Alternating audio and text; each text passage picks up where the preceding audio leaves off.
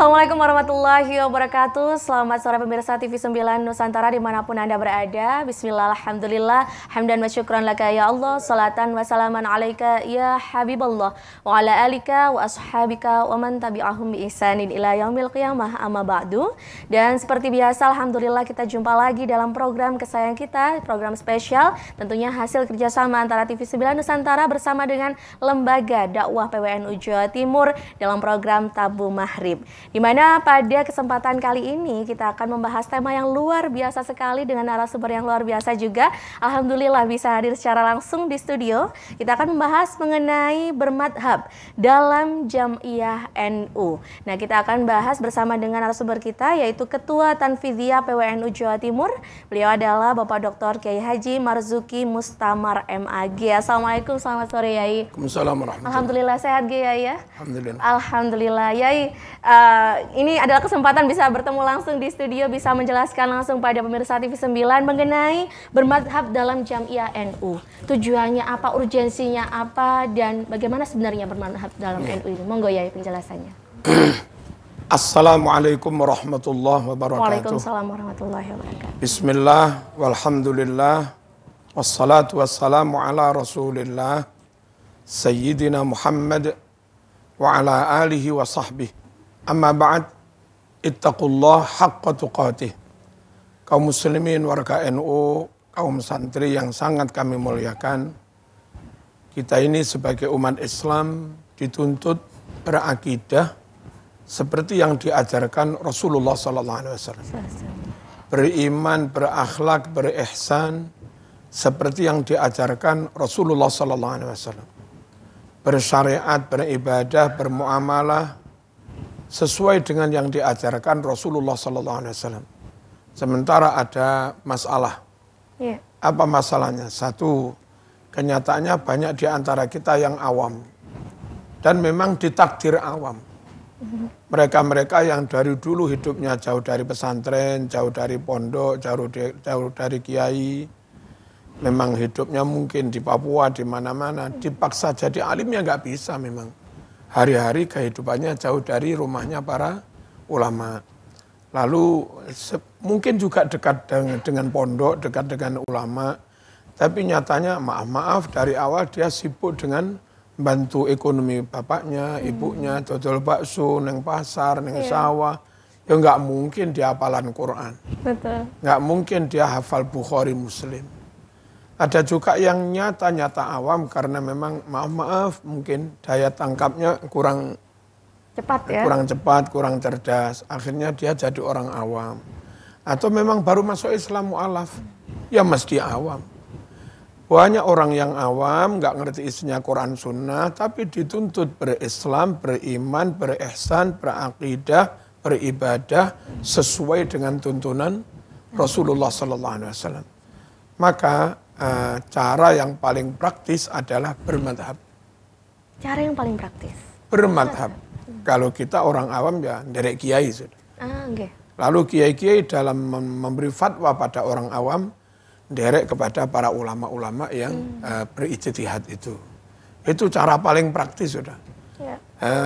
Kalau bukan cara itu, ya mungkin orang klaim sesuai dengan sunnah Rasul. Tapi bagaimana sesuai dengan sunnah Rasul? Pojokan hadis Bukhari aja nggak tahu, memang awam. Pojokan Sahih Muslim tafsir juga nggak tahu karena memang awam. Problem kedua, maaf, kita dengan Rasulullah SAW dipisahkan dengan waktu yang lumayan panjang.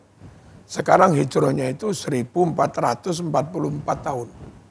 Artinya kita hidup zaman sekarang dengan Rasulullah terpaut waktu 1444 tahun. Masya Allah. Nah, bagaimana mungkin orang awam dituntut berislam sesuai dengan Islamnya Rasulullah, sementara terpisah dengan Rasul sejauh itu. Nah, peran ulama untuk memastikan ini loh ajaran Rasul, ini loh yang benar, ini loh cara sujud yang benar, ini loh yang halal benar. Ulama penting untuk menunjukkan kepada orang awam tentang hal begitu-begitu. Kalau tetap orang awam, udah kamu sendiri yang menentukan mana hak, mana yang batil. Kamu sendiri yang menentukan mana sholat yang benar, mana salah. Ya nggak bisa orang awam. Iya. Satu sisi awam, repot ngurusi nyambut gawe dan terpisah 1400 tahun lebih. Iya. Belum lagi dihadapkan pada realitas banyak aliran. Itu ya. Nah orang awam yang nggak ngerti apa-apa, di depannya ada aliran wiritan boleh, wiritan nggak boleh, kunut boleh, kunut nggak boleh, terawih 20, terawih 8, ini halal, ini haram, harus pakai hijab, tutup wajah atau enggak, macam-macam sudah. Belum masalah akidah. Nah orang awam mana mungkin bisa memutuskan ini mazhab yang benar, ini mazhab yang salah, ini aliran yang benar, ini aliran yang salah. Ya nggak mungkin mereka menjadi hakim memutuskan ini yang benar, ini yang salah. Nah ulama harus hadir yang memang menguasai dalil, yang memang sudah hatam Bukhari Muslim berkali-kali, hatam tafsir juga berkali-kali, ngerti usul fikih, dan wiritan suwe, ngaji suwe di pondok. Kiai ulama yang kayak beginilah, yang berwenang sekaligus bertugas menjelaskan pada orang awam, ini loh sholat yang sesuai dengan sholatnya Rasulullah. Kalau ada yang bilang ini halal, ini haram, ulama harus dawuh, ini loh yang benar, ini halal bukan haram dan seterusnya. Jadi sekali lagi, orang awam manut kepada ulama itu suatu keniscayaan. Dan manut kepada ulama itulah yang orang menyebutnya bermazhab. Baik. Nah, terus begini lagi. Iya. Orang awam itu tentu nggak sempat belajar ilmu-ilmu yang ilmu itu memang diperlukan untuk bisa membedah maknanya Quran dan hadis. Itu butuh ilmu ulumul Quran, asbabun nuzul, gharaibul alfaz, terus nasikh mansuh, mana yang mutaqaddim, mana yang mutaakhir, mutlak, muqayyad, mubayyan, mubham, am, khos, dan seterusnya. Itu orang awam kalau untuk membedah maknanya Quran harus ngaji itu semua. Belum lagi nawusoro, belum balago, belum manteknya. Masya Allah, putra ulama juga ya. Kak situ nyambut gai. Pasare bubar. Daripada repot-repot begitu sudah manut kiai saja. Dan salah satunya dengan cara bermadhab itu. Otomatis kalau manut kiai itu namanya bermadhab. Jadi sekali lagi manut ulama bermadhab adalah keniscayaan. Cuma kadang kayak begini diruweti, direcoki dengan pertanyaan yang itu menyesatkan. Seperti apa ya? Anda pilih ikut Quran hadis apa ikut kiai? Baik. Jawabannya bagaimana? Masya Allah ya. Anda pilih ikut Quran hadis apa ikut ulama? Baik. Dalam konteks berbangsa, bernegara sekaligus berislam, pilih Pancasila apa pilih Quran? Anda pilih taat Jokowi apa pilih taat Allah dan Rasulnya? Ini kan pertanyaan betik kayak begitu.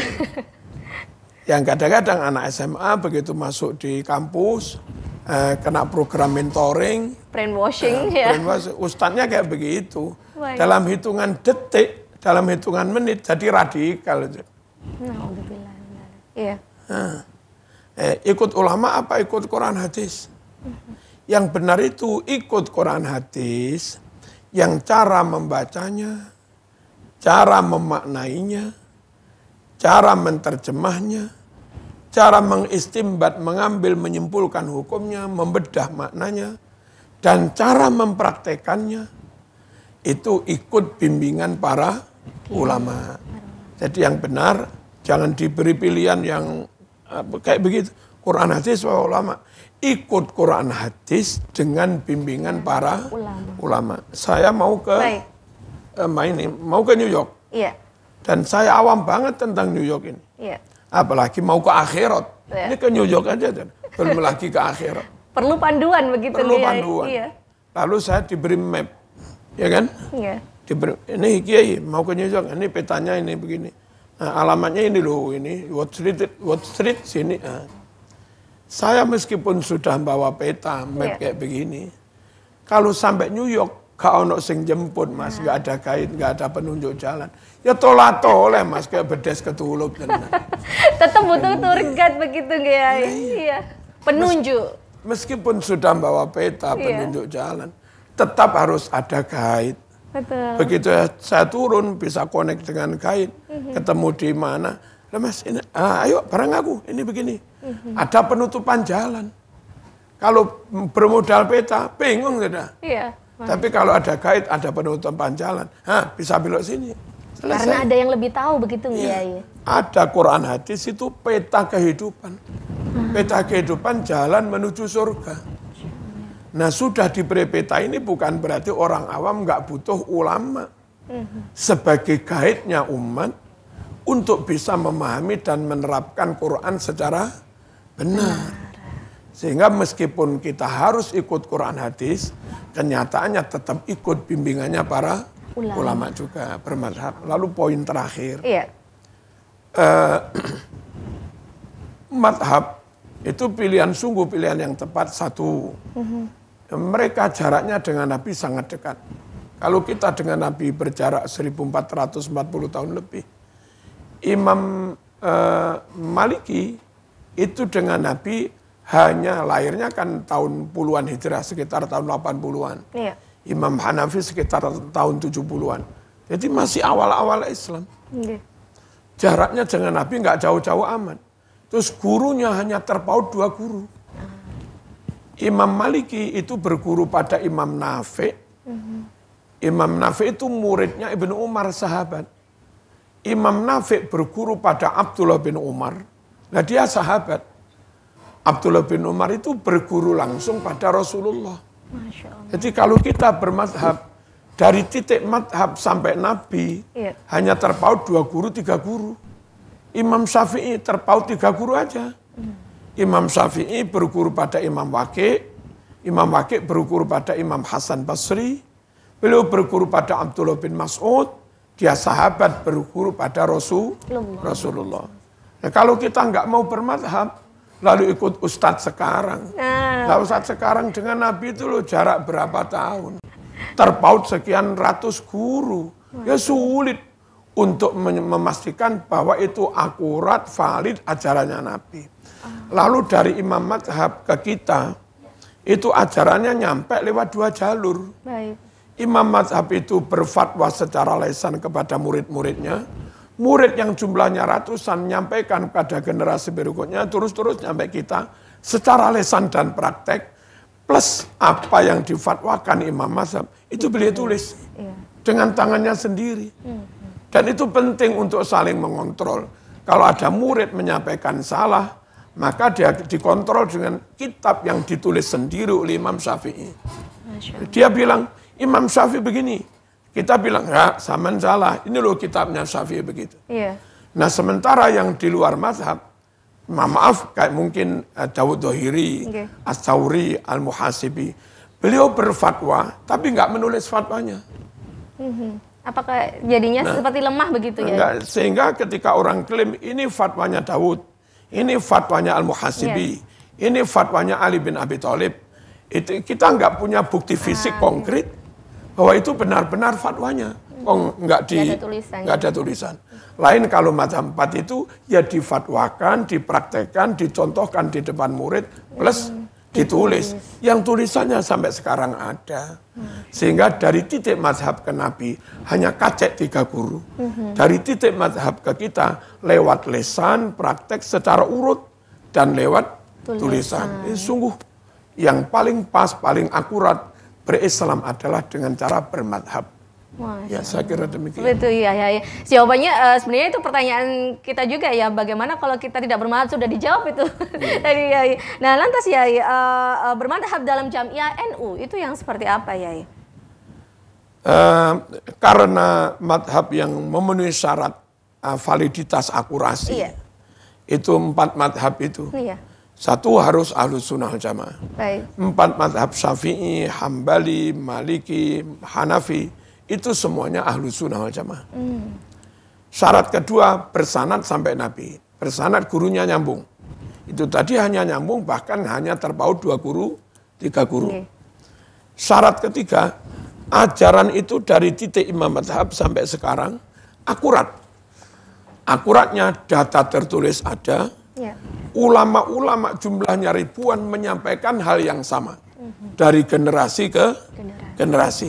Nah menurut NU madhab yang bisa diikuti itu yang kayak begitu.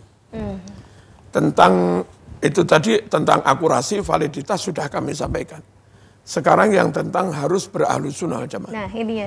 Kenapa di NU nggak memperkenankan yang di luar ahlus sunnah wal jamaah? Di luar ahlus sunnah wal jamaah itu ada yang bersikap satu, hanya mencintai, menerima hadis yang diriwayatkan dari anak cucunya Nabi saja. Ahlul Bait. Hadis yang diriwayatkan sahabat mereka tolak semua. Meskipun itu di Sahih Bukhari Muslim. Nah ini menurut Ahlus Sunnah, menurut NU nggak benar. Apa yang didawuhkan Nabi kepada sahabat itu ajaran Nabi. Apa yang didawuhkan Nabi kepada anak cucunya Ahlul Bait itu juga ajaran Nabi. Ya. Kalau yang ini kau tolak, ini kau terima. Sejatinya yang kamu tolak itu ajarannya Nabi juga. Meskipun kepada para sahabat. Meskipun begitu, ya? para sahabat. Ya. Ada juga golongan yakni Khawarij. Ya. Itu menerima hadis dari riwayat sahabat. Baik. Menolak dan memusuhi Ahlul Bait.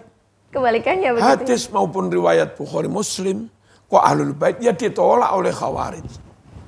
Padahal kalau mereka menolak hadis dari Ahlul Bait, yang mereka tolak itu juga ajarannya Rasulullah.